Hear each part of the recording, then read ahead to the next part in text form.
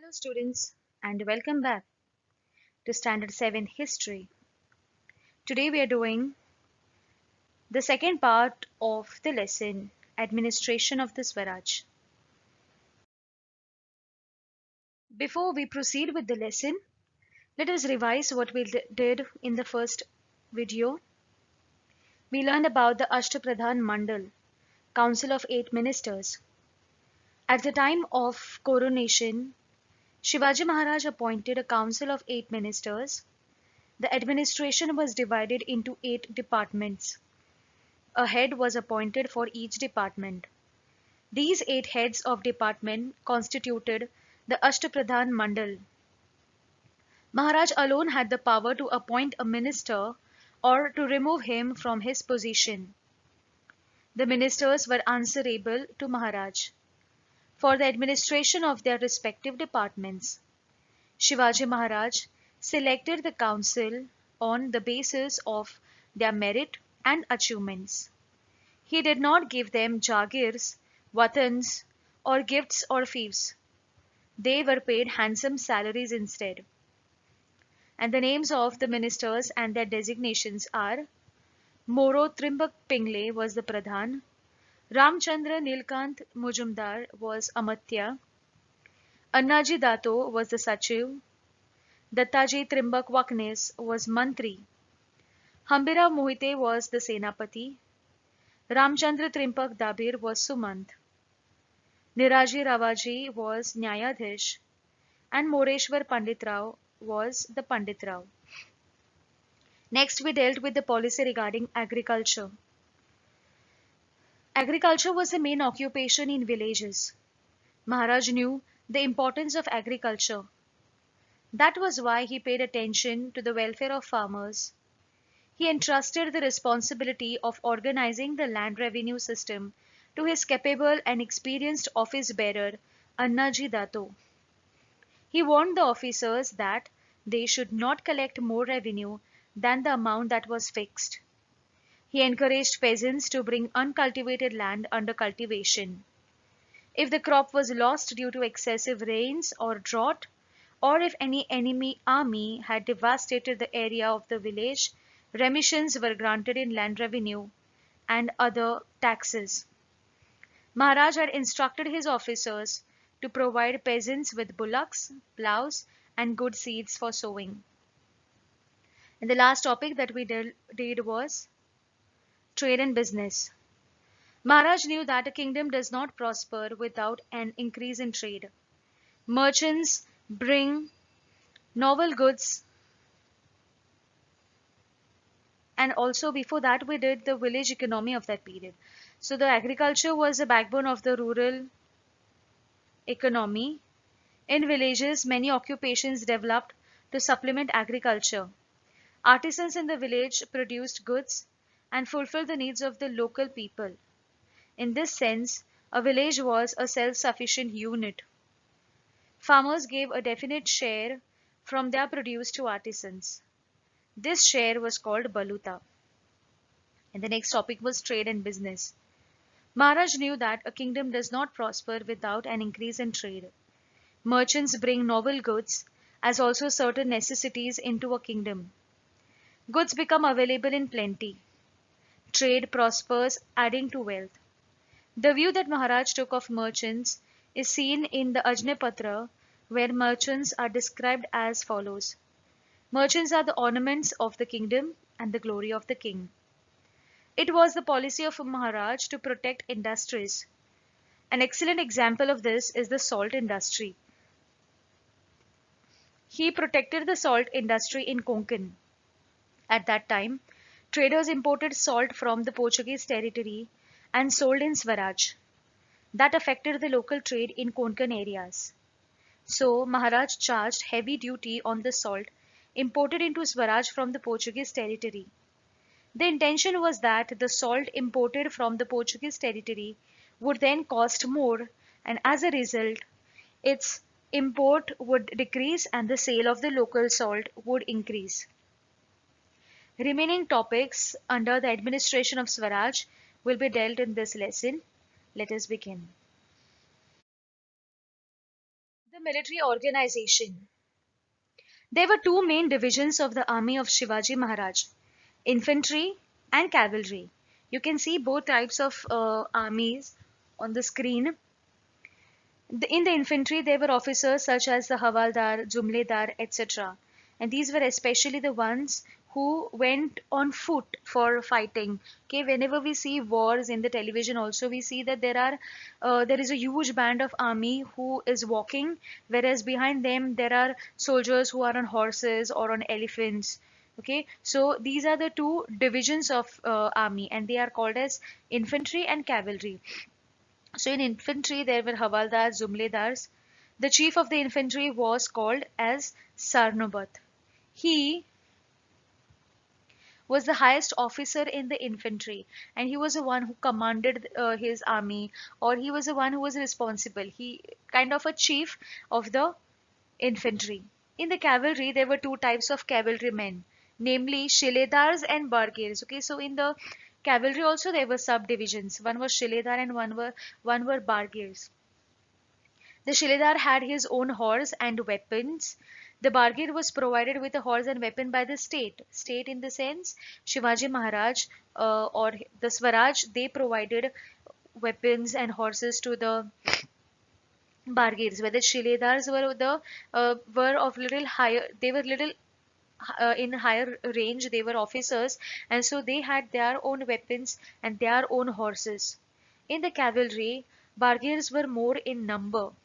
The ranks of the cavalry officers were similar to those of the infantry officers. Okay, both had to be equal because it was not that the war was fought only on the infantry or on cavalry. No. So when we talk about importance, both were important, and so they both were similar in number also. The highest officer in the cavalry was the Sarnomat. Similarly, in the infantry cavalry, both the places, the higher officer was the Sarnobat. Netuji Palkar, Pratap Rao Gujar, Hambirao Mohite were some of the famous Sarnobats of the cavalry, or we can also call them as Senapatis. Okay, they were the one who took responsibility uh, of the army, and they instructed the army. They were the ones who were responsible of training the army and seeing to it whether all the weapons are in proper condition or no, or whether there are sufficient weapons for the battle, or whether all the weapons are in proper condition, well maintained and polished time to time. All this was the responsibility of this leaders, the Sarnobats, and they were the one who were leading the army. Intelligence Department. It was necessary to protect the Swaraj from its enemies. For this, it was necessary to get precise and timely information about the movements of the enemy. This we can also call as the spies or jasus, in other words, okay, which every king had. They had their secret people, secret agents in every territory, in every enemy kingdom also, to give time to time information and to keep the track of what the enemy is planning whenever there was any battle to happen or any kind of attack they were planning to have.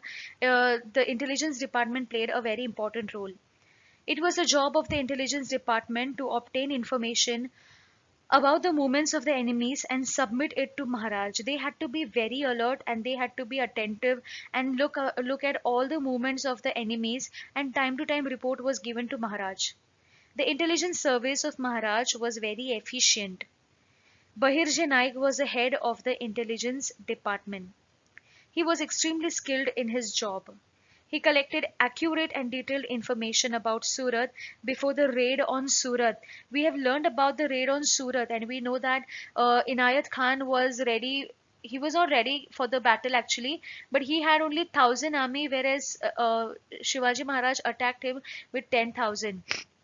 So this was possible only because Bahirji Naik, who was a very efficient head of the intelligence department, he was able to collect information of when Surat was not prepared for the battle and when it was correct time or proper time to attack it. So this is how they were collecting information, and time to time details were provided to Shivaji Maharaj, and this was helping Shivaji Maharaj to capture different forts and capture different territories. Shivaji Maharaj, after his coronation also, when he had a south campaign, he went to Hyderabad and captured Golconda. He went to Tamil Nadu and different parts of the country. But then this happened only mainly because of the intelligence department, who was able to collect exact information of when is the proper time to attack when the enemy is not ready.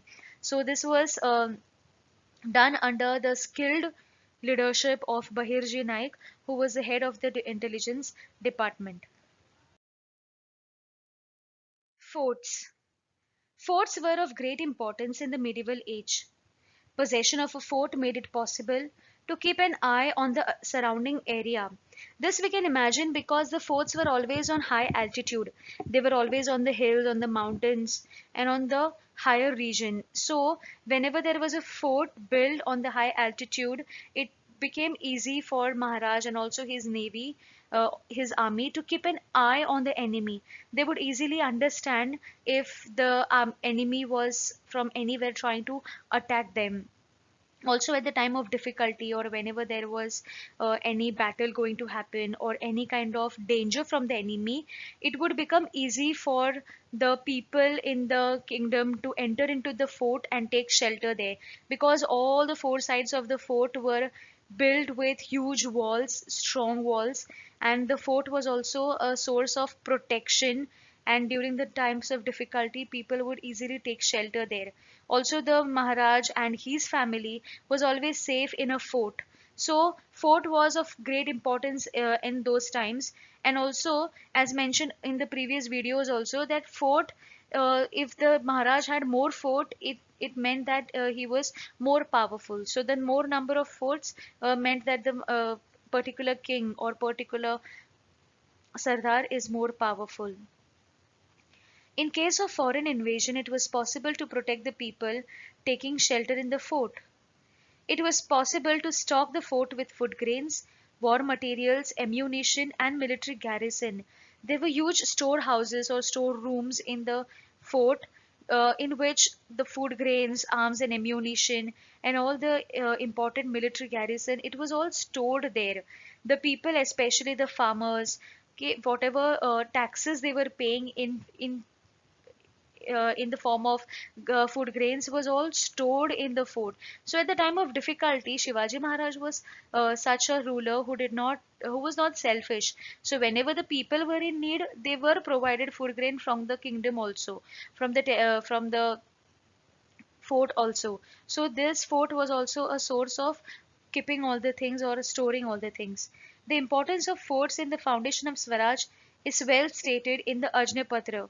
This kingdom was created by the late revered and exalted majesty forts alone. There were about 300 forts in the Swaraj. Maharaj spent a considerable amount of money on the building and repairs of these forts. He built hill forts like Pratapgarh, Pavangarh, and Rajgarh. There was a Kiledar, a Subnis, and a Karkhanis on every fort. The Karkhanis looked after the storage of food grains and the maintenance of war material on the fort. Now let us look at the sea forts. Maharaj knew the importance of sea forts too. One of the sea forts that he built was Sindhudurga at Malvan. It was an excellent sea fort. To give strength to the construction of the fort, 5 khandis of lead was poured into its foundation. So, sea forts were necessary from the point of view of protecting the coast. So, whenever an enemy would attack from the sea coast or from the sea route, Shivaji Maharaj or his Sardars would easily keep an eye on the coast, and that was happening or that was becoming possible only through the sea fort. So, sea fort was also very necessary. It was very important to have a fort in the sea as well. So, he had built this fort Sindhudurga and Malvan.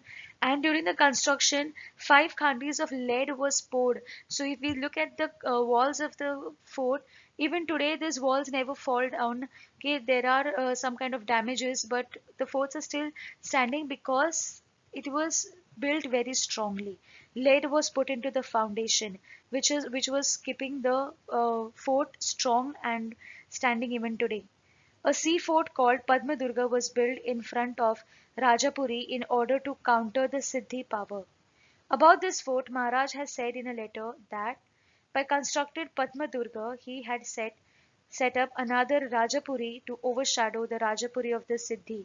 So to show his power to the Siddhis also, Shivaji Maharaj had built this fort Padmadurga just in front of the Rajapuris to show that another powerful kingdom has come up, and that was his effort, or his intention was to overshadow the Rajapuris of Siddhi and trying to block them by building the fort Padmadurga.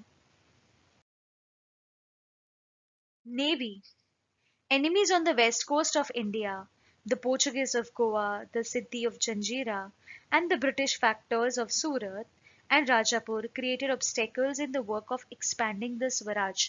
Earlier, Shivaji Maharaj was having struggle only with Mughals, but now it had become very important to also establish his power and also curb with the enemies on the coastal region, which were foreigners, especially the Portuguese, the Siddhis, and the British. And especially the British and the Portuguese, they had a very strong navy.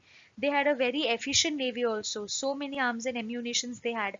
And to fight against them, Shivaji Maharaj had also strengthened his navy. It was necessary to curb their activities and to protect the west coast. For this purpose, Maharaj raised a navy. He realized that the one who has a navy controls the sea, and Maharaj had great foresight. He did not want to lag behind in any case. Okay, if there were strong navy from the British and the Portuguese, Maharaj thought that why should he remain behind? So he also had a strong navy. He also tried to do whatever he could to establish a powerful navy. And he thought and he believed that whoever is having a strong navy, he is a powerful one. There were 400 ships of various kinds in the navy. They included battleships like the Gurab, Galbat and Pal. Now Gurab and Galbat are the two types of ships which you can see on the screen also. The Gurab are the big ones. Those are at behind with big wind shields, and the gulbats are the small ones, the tiny ones which are in front. You can see those had to be driven with hand, whereas the big ones, okay, they were all machineries. So there were different types of ships constructed by Shivaji Maharaj. Ships were built in the creek of Kalyan, Bhiwandi, Vijay Durga and Malvan. Mainak Bhandari and Daulat Khan were the chief naval commanders, and Mainak Bhandari and Daulat Khan, they were responsible of taking care, or they were responsible of looking behind the construction and maintenance of the ship. So Shivaji Maharaj, he had built so many ships in the creeks of Kalyan, Bhiwandi, Vijay Durga and Malvan, and this is how he tried to keep his navy also strong. And the last topic that we're going to do here is concern for the welfare of his subjects. Maharaj did not work only with the limited ambition of conquering enemy territories and establishing dominance like other things. His main objective was to make his subjects independent. He was aware that if his subjects were to really get the joy of freedom, it was necessary to have a disciplined administration, take comprehensive care of people's welfare, and protect the conquered territories. Maharaj was not merely a ruler, he was a watchful administrator who cared for his people's welfare. This is clearly seen in his administration of the state.